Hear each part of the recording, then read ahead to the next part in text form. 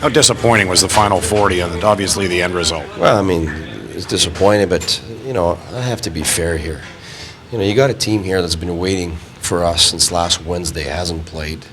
We had, before the trip started, you look at our lineup and all the injuries, I think it was scary. You look at that, you go, we might lose 4 in a row here. And we come out, and the guys battled, and we won the game in Jersey, and then, it was a tough game in Carolina. And our players who were still, banged up, came back to play the big game yesterday. Yesterday was the huge emotional game that we were looking at. And our players gave everything they got, like everything they got. So I knew today, if we didn't take a lead, it would be tough to maintain, what we did in the first period. We came out strong. It could have been 2-3-0. Their goaltender was outstanding tonight.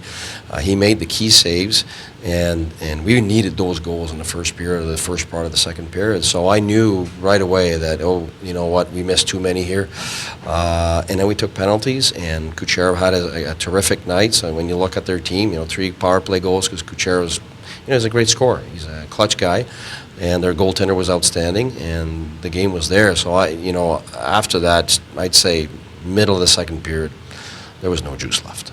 There was nothing left. And guys are pushing, but couldn't make a pass anymore, and they're missing the step. And what we saw in the first period was gone. And I was expecting that. I've been coaching too long now. Some days, like in Carolina, you don't like the first period. Now that's different. I have to be fair now. I mean, our players came on this trip, and we're coming back with a 500 on a trip, and with a back-to-back like today, things would have had to be perfect for us to win that game, and they were in the first, but they weren't the rest after that. So it's absolutely normal that there's no gas left in the tank. I mean, you guys who played way bigger minutes throughout this entire trip than they normally did all year long, had nothing left tonight. At some point, it is what it is. I mean, we played 3 games and they haven't played any, so that's what it is. Sounds like you're not overly concerned then with the inconsistent results, the win one, lose one, win one, lose one pattern that we're seeing. We're on the road, and we're playing yesterday. Top teams that's surging, and the team that finished first last year in the league. And we go beat them in their barn in a big game. So you don't want to go half your energy in the first game and half your energy in the second, because then you lose both. And we gave everything we had in yesterday's game, and so today we gave everything we had in the first period, and that was it. That was the end of it. There was nothing left. So that's where I have to be fair. How banged up is Kyle Turris? Sorry? How banged up is Kyle Turris for you right now? Well, not just Kyle. Yeah, I mean, it's. I'm not gonna tell everybody and go with excuses and everything. That's why right now I'm not. I mean, there's a lot of guys banged up in there. A lot of guys banged up. Most of our guys are banged up. So, banged up, tired, emotionally drained from the trip.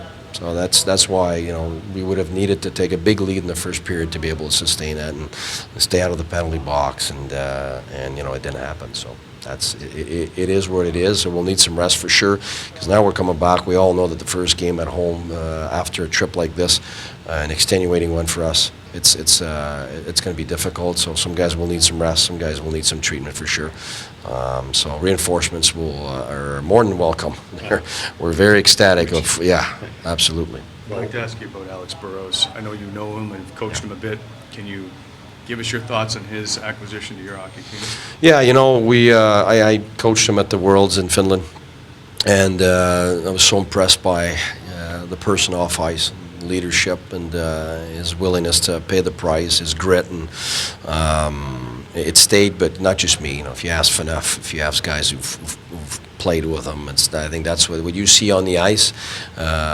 He's really hard to play against, but inside the room, he's one of the best people you can have, and that's one thing we need. We need intangibles, and the loss of MacArthur was huge, because it wasn't just on the ice. His leadership, his intangibles were up the roof, and that's something we need to have. It's just we want our young guys to be helped and groomed by guys who've been in tough places, who've gone through long playoffs, who know how to pay their price, who know how to manage pucks under pressure, and all that stuff. And he has all that. And I always believe that your young guys are your investments, but you always want to have insurance on your investments, and that's leadership. Guys like Kelly, guys like Faneuf, those guys are the guys that are the glue and make everybody gel and make the young guys understand what it takes to get to play at a high level and then sustain it and maintain it. So a guy like that is exactly what we need. A quick answer, did you hate having to coach against him? Is he just miserable? Well, if you ask the players, they'll tell you. It's awful to play against him. He plays the right way, he plays hard, and he gets under your skin. And, as you saw today, one of the things that this team has been weak at is screening goaltenders. Tonight, this goalie played terrific, absolutely, but you saw every puck.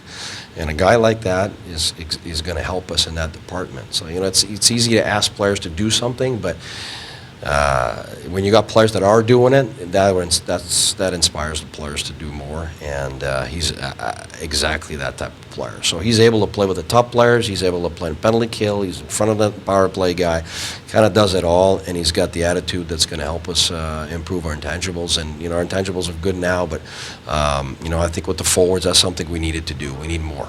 Absolutely, and I've been saying it since the beginning. That's why MacArthur's loss was so big, and getting that, we're extremely lucky to have him come on board. How much about having depth is about having options for a coach too? Oh my goodness, I said it since the All-Star break. It's all about depth. It's every year you see the teams have depth surge, and the ones who don't kind of go down. And right now you see it took one weekend where we got a great game against Toronto, everything was happy, and then right after the game a broken finger. The next day three guys are gone in the same game. All of a sudden you're missing 4 guys, and you got to rely on your depth, and that's why I think that's a huge trade that our GM was able to do. I mean, I'm quite impressed, to be honest with you. At this point, I know there's a lot of teams that are after the same players, and we're able to get one of them. So, I mean, that's gigantic for our team, and not just for this year. It's gigantic for the next years, and that's what we wanted.